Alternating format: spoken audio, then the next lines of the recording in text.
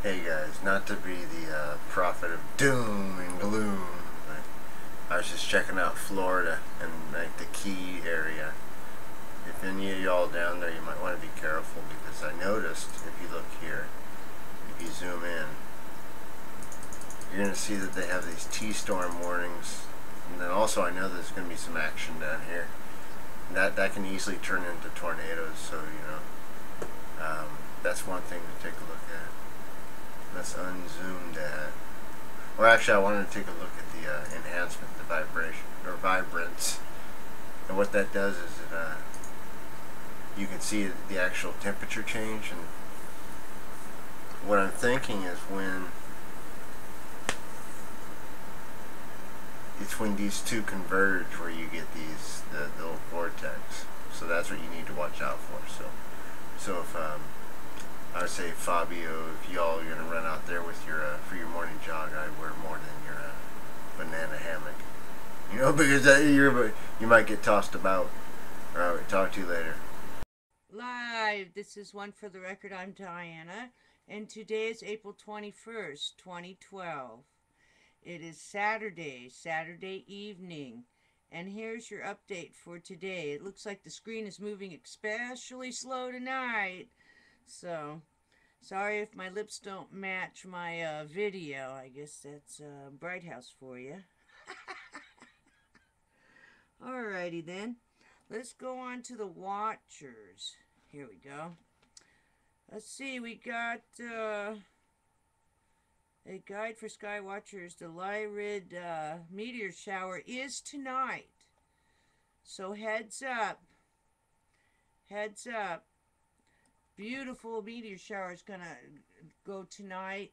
I guess best to see it around midnight tonight. And go out there. You're going to see a lot of meteor showers. And you can also see Saturn.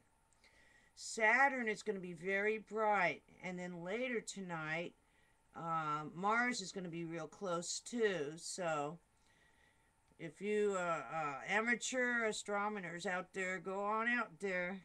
You're going to see a big show tonight.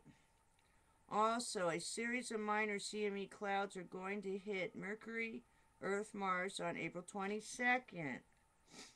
Also, we have a raised alert for Mexico's Popocatépetl volcano. Authorities consider possibly a major eruption. So heads up on that. Oh, deadly flooding in Colombia due to seasonal rains.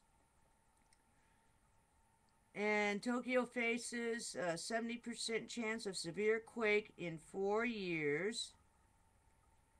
And what else we got going on? Massive civic cleanups in Albania, Austria, Croatia, USA, Latvia, Lithuania, and Egypt this weekend. I guess it's the world's cleanup. Let's see what else is going on here. Also, magnitude 6.6 earthquake near north coast of Papua, Indonesia. Also, let's see what else we got going on. Strong winds picking up dust and sand across Arabia and northern Africa. And this was reported yesterday. Drought and low stream flow suspends Pennsylvania fracking operations. Arctic Ocean seafloor features map major basins, ridges, shelves, and bathymetry, whatever that is. And that's it for the watchers. Now I am going to attach, see if I can get over to something. That's almost all the news, because I think Extinction Protocol is pretty close to that. Let me get on the Extinction Protocol for you. But I'm going to attach a lot of videos, so it's going to look like almost like a regular news program. I even put Mary Greeley on there. She's going to talk about the drought. And I also put the stock market on here. and a couple of other cool videos. So, hang in there. Looks like we're down on the extinction protocol. Something's going on with it. But it was mainly the same thing. Let's see if we can get this to get open. I don't know what's going on with it.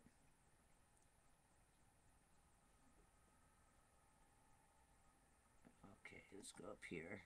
Sorry about that. I had it all set up for you guys. And it is whacking out.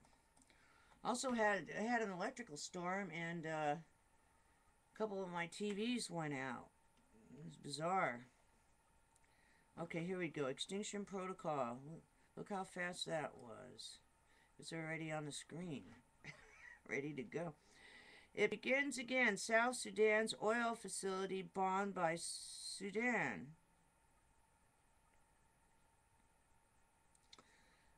Okay.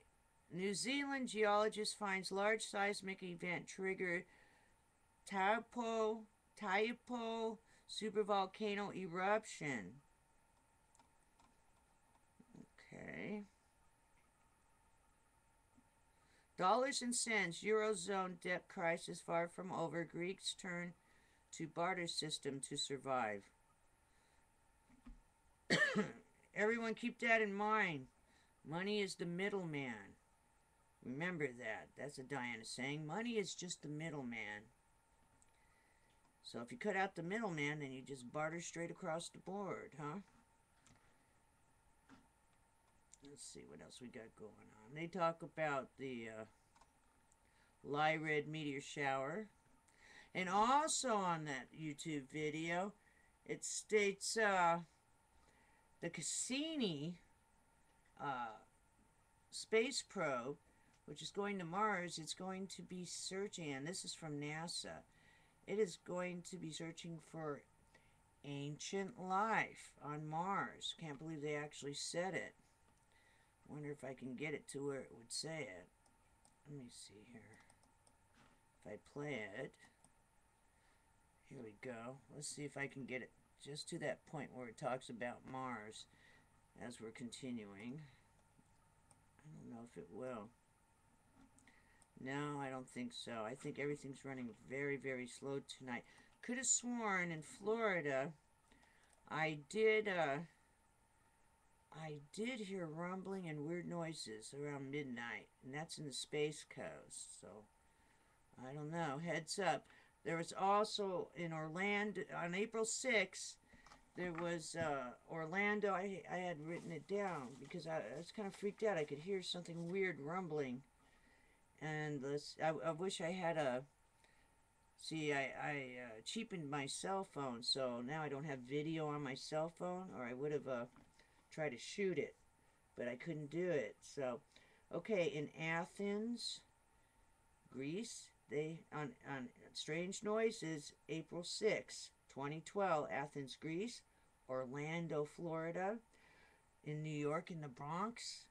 So just heads up, letting you know. Also on March 22nd, there was some more noises, 2012, in Canada. So more strange noises. Let's see if I got the thing on this, on the laps, on the scene, so you can hear them say it for themselves. This is a video off of Extinction Protocol, but it's really off of YouTube. So let's see. Let me see if I can hear what they're saying here. I can't hear anything. I don't even know if it's playing. That's a shame. Let's see if we can go on to YouTube now. In a minute. Hold on a second. No, we don't want to do that. Okay, Indonesia embarks on Kyoto quest to build earthquake and volcano-proof bridge across violent Sunda Strait. Looks like they're going to try to put a bridge. U.S. preparing alternative options for Iran if diplomacy fails. And see again, Mexican villages rocked by Popocatépetl volcano eruption. That was today. And they do have a video on that. And again, they talk about, let's see here, 6.6 magnitude earthquake rattles Papua New Guinea. Colombia prepares for imminent eruption of Nevado del Ruiz volcano. That was yesterday. Stopping doomsday. What you haven't been told about the Iran-Israeli crisis. Okay, that's enough of that stuff. Let me see if I can go on to YouTube for you, because it would be interesting for you to hear it, you know, out of NASA's own mouth, which they rarely ever admit to this stuff. Let's go on to the YouTube one, since it's not playing. Let's see. Well, let's see. Let's hit play. Let's see what it's doing. I don't see it playing. I'm hitting. Is en route to Mars now, on a mission to hunt for signs of ancient life. Oh. You can tell your friends you saw Mars even before Curiosity. Here we go. Curiosity, I guess is the name of the thing. I'm sorry, I retract whatever else I said. Here we go. Here we go. Let's see if we can start this so you can at least hear it out of their own mouths. Let's play it. This is horrible. What Looking at Saturn, you can turn your optics towards Mars. The red planet is also up at midnight on April 21st, and it's even brighter than Saturn. Backyard telescopes reveal a tiny burnt orange globe with a white cap of polar ice reflecting enough sunlight to see 81 million miles away. NASA's newest rover Curiosity is en route to Mars now, on a mission to hunt for signs of ancient life. You can tell your friends you saw Mars even before. There you go. So it's called Curiosity. It's looking for ancient signs of life on Mars. Sure. Okay, at least they're looking for some reason. All they need to do is, you know, look right here. It's time to disclose. Let me say it again. If everyone else has disclosed, don't we look stupid for not opening our files and disclosing? And I'll say it again. The president that will win the next election will be the one who discloses the information about the UFOs. Because if you don't do it, then we know you can't trust any of these politicians. But at least if you disclose, maybe there's a glimmer of hope that people will trust you. Alrighty then. Well, alright, so we're still in the weekend. This is Saturday evening. Kick back, watch a few of the videos. Stay tuned, because they're going to play right after this. So you have a good Saturday evening, and we still have one more day for the weekend. Really a day and a half. Take care, and let's see if I can somehow shut this down, because I can't even get to anything. We're moving real slow. No way to get out of here. So, don't know. Can't get to the screen that I have where I can turn it off. Here we go. Alrighty then. You have a wonderful, wonderful evening. Take care and stay tuned. The videos will keep playing right after me.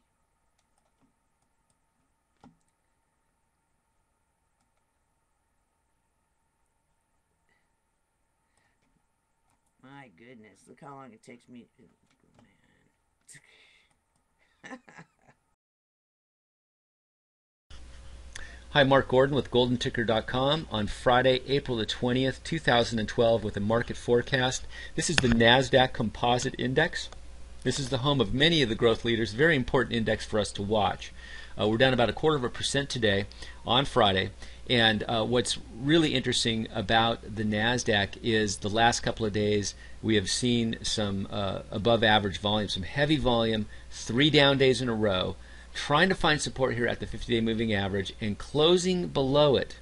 We did not get support at the 50-day today, an important sign that maybe the larger investors are giving up on this rally here. We'd love to see the indexes come down, tag the line, and then come back up off of that line on good volume. We're seeing just the opposite. We get down towards the line, we waffle around a little bit, and now we're seeing some distribution as it closes underneath this 50-day moving average for the second day in a row. This could be a sign that the markets have exhausted themselves and may roll over even further. Of course, many things can happen in the stock market. I believe they're heavily manipulated. But the chart is showing us that there is trouble with the growth stocks.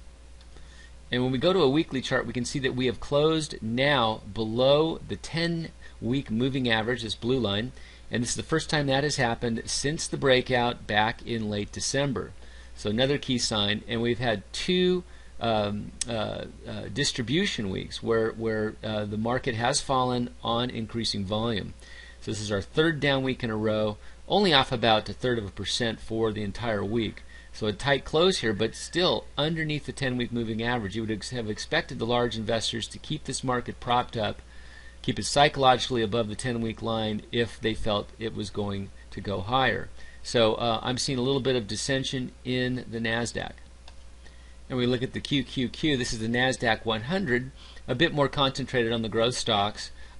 We do have support here at the 50-day moving average, but we do have some big distribution going on here. Getting support down here, but still some heavy volume down days. So that's not very settling right there to see, but I do like the support there. If we start breaking that support on volume, we could be headed lower. So this is worth keeping a close eye on. And looking now at the SPY, this is the S&P 500 ETF. We can see that we are getting support here at the 50-day moving average here on this index of larger cap stocks. We did have a major distribution day here on Thursday, but nonetheless getting some support down here at the 50. Should that break on increasing volume, we could be headed lower. Now this is a chart for Apple, of course, a mega cap growth leader, the leader of the market. And Apple has gotten into some trouble over the last week.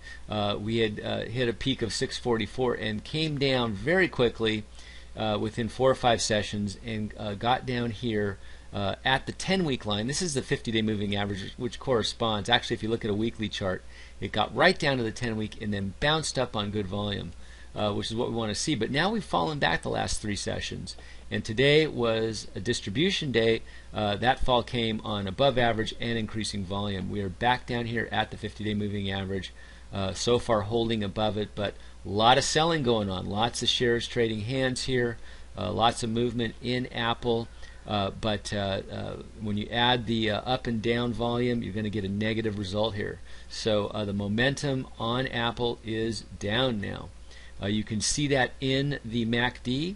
MACD has fallen apart here, crashing down. You can also see it down here on the stochastics. You can also see it here on this green line. This is on balance volume. When you add up all the volume to the upside, all the volume to the downside, you come up with either a positive or negative number, and it can kind of track the money flows in and out. Money has been flowing out of Apple since about April 10th.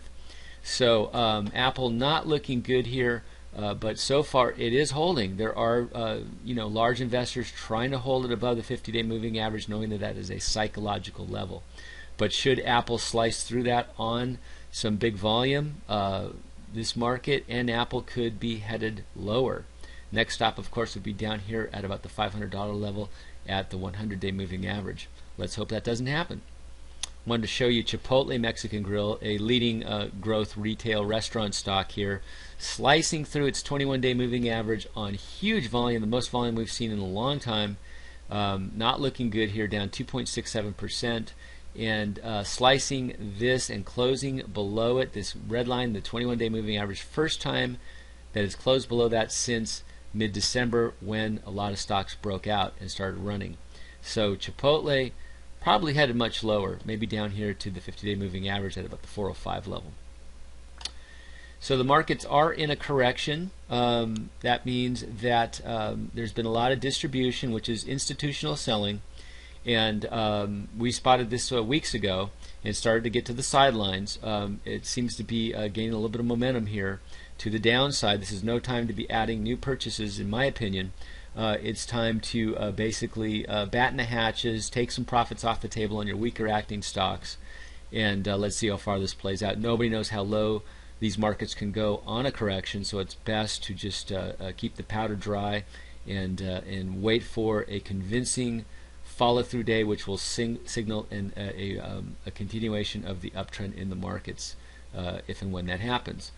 So I'll be doing a couple of reports next week. Next week will be a very important week, very pivotal week. So have a great weekend, everybody, and thanks for listening.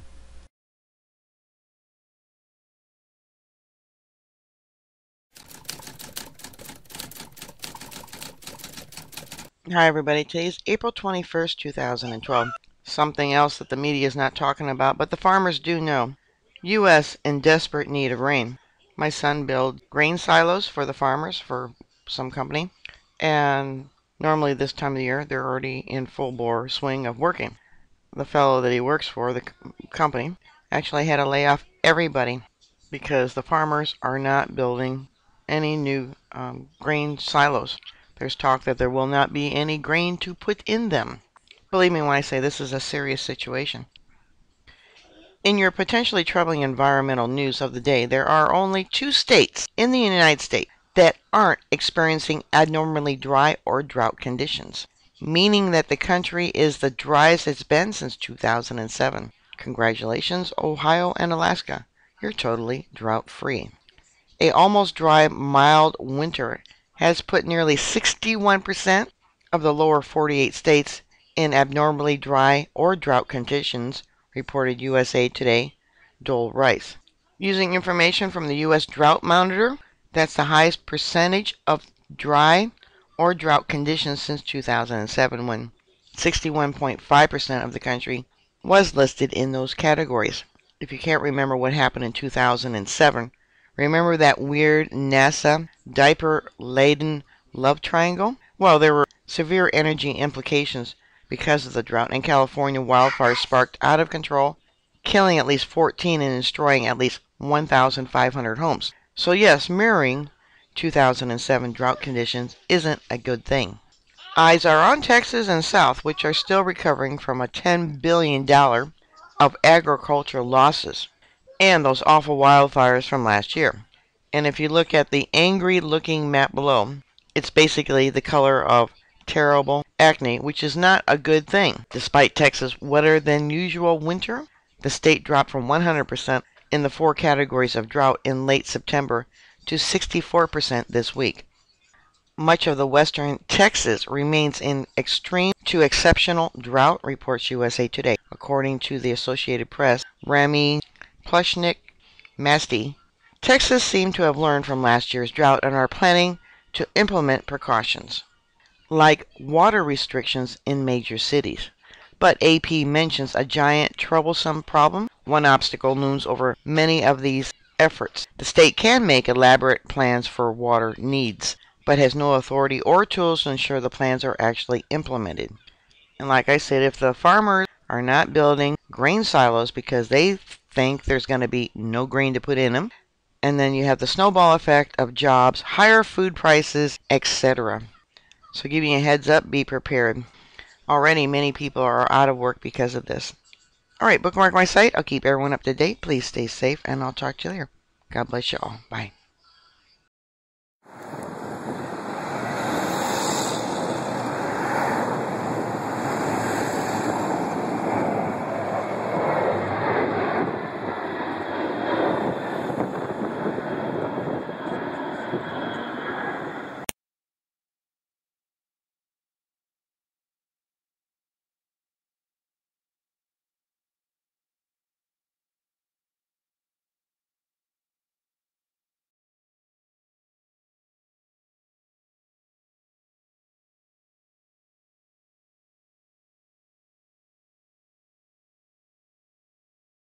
Hey, what's up, Ice Guys? Got a quick little video here on how I'm going to be doing the Lyrid meteor shower. It's going to be on the 21st of April, and or the week of the 21st. You can probably see them before and after the meteor shower, the peak, which is on the 21st. It's going to be happening. So here's north, and if you look towards the northeast, the Lyrid constellation should be rising probably around 10 o'clock or so, and heading as throughout the night it'll move up to the northeast and around. and you'll pretty much be able to see the whole night on the 21st. Hopefully we'll have a pretty decent shower. And through the morning of the 22nd, and then again on the 22nd, the night of the 22nd through the morning of the 23rd. Alright, just want to quickly go through my setup. I've got a D7000 Nikon on here. I've got the Tamron SP24 1024, and f3.5 is the max f-stop on this. And I also have a Velo shutter boss on here, and I'll kind of quickly go through this with you. On the settings, I've got a 50-second exposure, and it's every 51 seconds it takes a picture, and I have it unlimited. So I'm just going to let it run throughout the night, all the way through the morning. I also have it hooked up to power, so I don't have to worry about switching the battery out like I did last time with the quadrants. And hopefully the power won't go out. I guess I could set up a battery on that as well, but I don't think it will. I've got pretty decent power up here. Okay, so quickly through the settings. On the image quality, let's see here, image quality. I took it off the RAW. I know a lot of people have said that they think that I should be doing RAW, but I don't know. I still am not convinced. They're pretty big files, and I'm not too happy trying to convert everything. Okay, so I've got large JPEG file format with the fine, and I can't remember the actual image size. I'll post it down below on here. But real quick, so I've got the setting to bulb, and I've got my ISO set to 3200, and I've got the lens zoomed all the way out to the 10, and I've got my focus all the way over to infinity. And I'm going to be sitting out here in this yard with it and having it kind of up in the sky, so it's kind of getting a big wide range of the sky, hopefully the whole radiant. And now in my last video I set up a towel on that if it was cold to kind of keep it, keep the moisture off the camera. And I also came up with another idea with a friend of mine. She does pretty cool things with snowflakes, and we were talking about how we keep the lens warm without it fogging over. We came up with this cool idea to take the bandage that, when you go get your blood drawn, and they got that cool little kind of wax bandage thing that you wrap around. And we thought, wow, we take these hotties and put them on the lens, upper and bottom, and let it keep the lens warm. So if you're trying to think of a way to stop the moisture from going on the lens and on the camera, that might be an option. I'm going to have to wait and see what the weather's like. Alright, head over to our Facebook page, Ice Guys. We've got a lot of cool people there that are posting things and posting images of the things they're doing, observing. And if this video helped you out, like it and subscribe. Have a good day.